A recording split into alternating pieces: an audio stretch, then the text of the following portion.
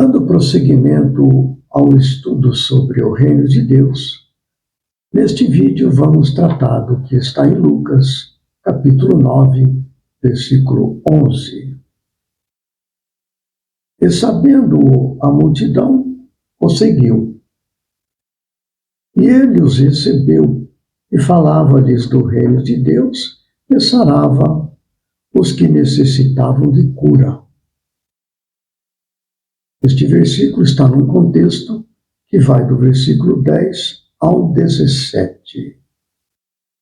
É o seguinte: e regressando os apóstolos, contaram-lhe tudo o que tinham feito.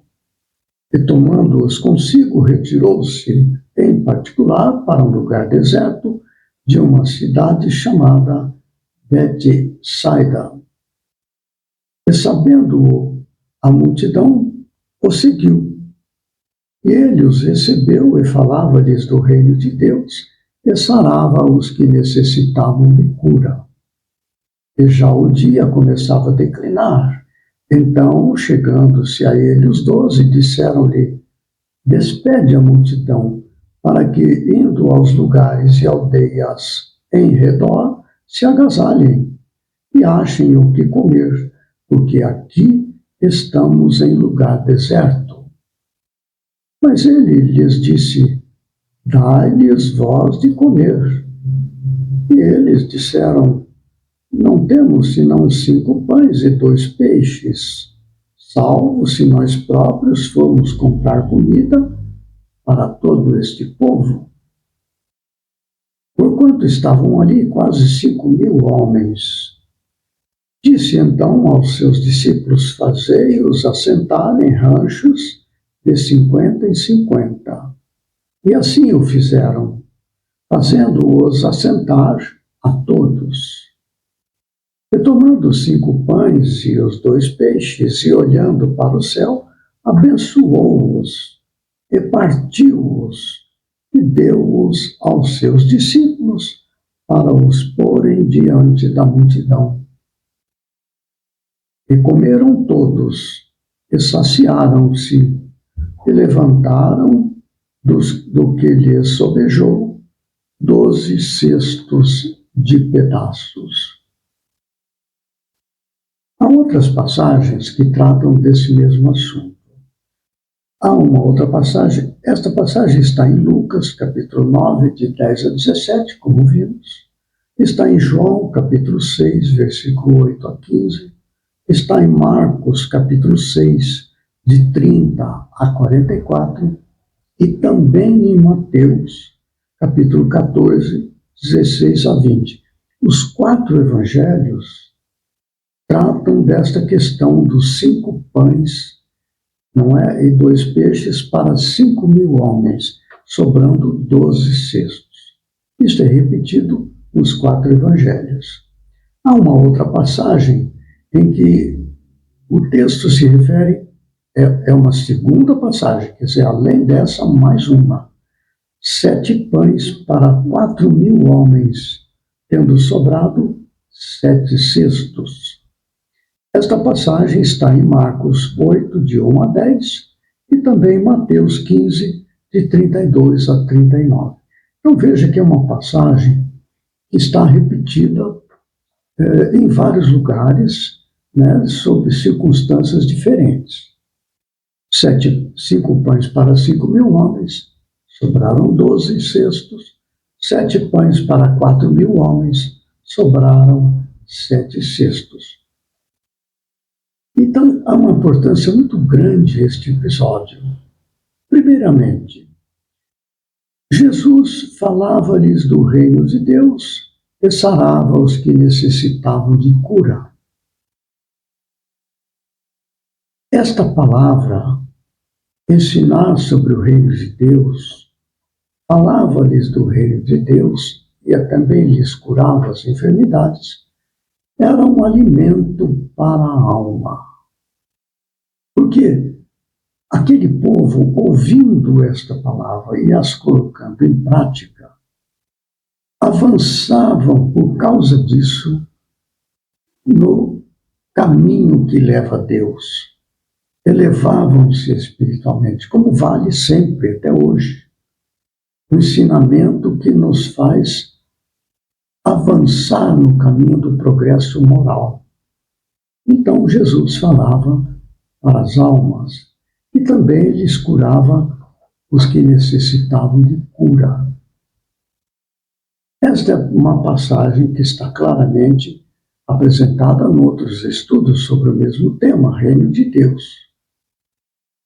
Agora, há esta segunda parte, onde fala do que as pessoas, pela preocupação dos 12 apóstolos, não que eles estivessem reclamando, a multidão não estava reclamando, estavam ali magnetizados pela palavra, pelas vibrações harmoniosas que emanavam de Jesus. As suas vibrações amorosas, não é? Como que cativando sua atenção total. Eles não queriam sair dali. Então, os discípulos que vieram a Jesus destacaram a questão para despedi-los, para que ele fosse às aldeias ali se abrigar do frio e se alimentarem. Aí Jesus diz: dê-lhes de comer vós mesmos. Mas nós só temos cinco pães e 2 peixes. Aí então Jesus multiplica. Ele primeiro, o que ele faz? Olhando para o céu, abençoou-os, os 5 pães e os 2 peixes, e deu-os aos seus discípulos para os porem diante da multidão. Olha que interessante. Jesus está dando aos discípulos, não é? Transferindo a eles esta prerrogativa, este poder de alimentar os famintos que ali estavam. Né? E todos comeram, saciaram, levantaram do que sobejou 12 cestos de pedaços. Allan Kardec, ele faz uma análise desta questão. Há muitas considerações, além de Allan Kardec, há muitas considerações dos religiosos cristãos que Jesus multiplica. Ele faz esta multiplicação da matéria. 5 pães para 5.000 homens, e veja que fala em 5.000 homens, não fala das mulheres, eventualmente mulheres e crianças. Então eram mais de 5.000, não é? Então, 5 pães e 2 peixes para multiplicar para a multidão. O que acontece? Sobrou 12. Há esta análise que fala, não, Jesus promoveu o processo de multiplicação dos pães e dos peixes. Materialmente, houve uma multiplicação material. Tanto que, em outra passagem, eles queriam que Jesus fosse o rei deles, o que lhes dava de comer, matava-lhes a fome, a sua necessidade primária. Mas Allan Kardec, isto aí realmente é uma consideração muito importante que os cristãos, de uma forma geral, levam em consideração. Jesus, tendo este poder, multiplica a matéria, tal, etc. Muito bem. Mas eu vou trazer aqui uma análise feita por Allan Kardec. Isso está no livro A Gênese, os Milagres e as Predições, segundo o Espiritismo. Esse estudo sobre este tema está na segunda parte deste livro, sobre os milagres. Então nós vamos encontrar ali no item 48, 49 e 50, e também o 51, do 48 ao 51, do capítulo 15, os milagres do Evangelho. Há uma passagem que ele apresenta o entendimento dele da seguinte maneira, pequeno recorte. Sabe-se que uma grande preocupação, assim como a atenção muito concentrada numa coisa, faz esquecer a fome. Ora, os que seguiam Jesus eram pessoas ávidas de o entender. Não há, pois, nada de espantoso em que, fascinados por sua fala, e talvez também pela poderosa ação magnética que exercia sobre eles, não tivessem tido a necessidade material de comer. Esse é um entendimento de Allan Kardec que nos traz para a nossa análise. E depois ele fundamenta este argumento, né, onde ele fala do levedo dos fariseus, onde esta ideia está presente, fala sobre o pão do céu. Eu vou destacar dois elementos desta passagem, três elementos. O pão do céu. Ele fala assim, referindo-se ao Evangelho. Em verdade, eu vos digo que aquele que acreditar em mim tem a vida eterna. Eu sou o pão da vida. Vossos pais comeram o maná no deserto e estão mortos. Mas eis aqui o pão que desceu do céu, a fim de que aquele que o coma e não morra nunca.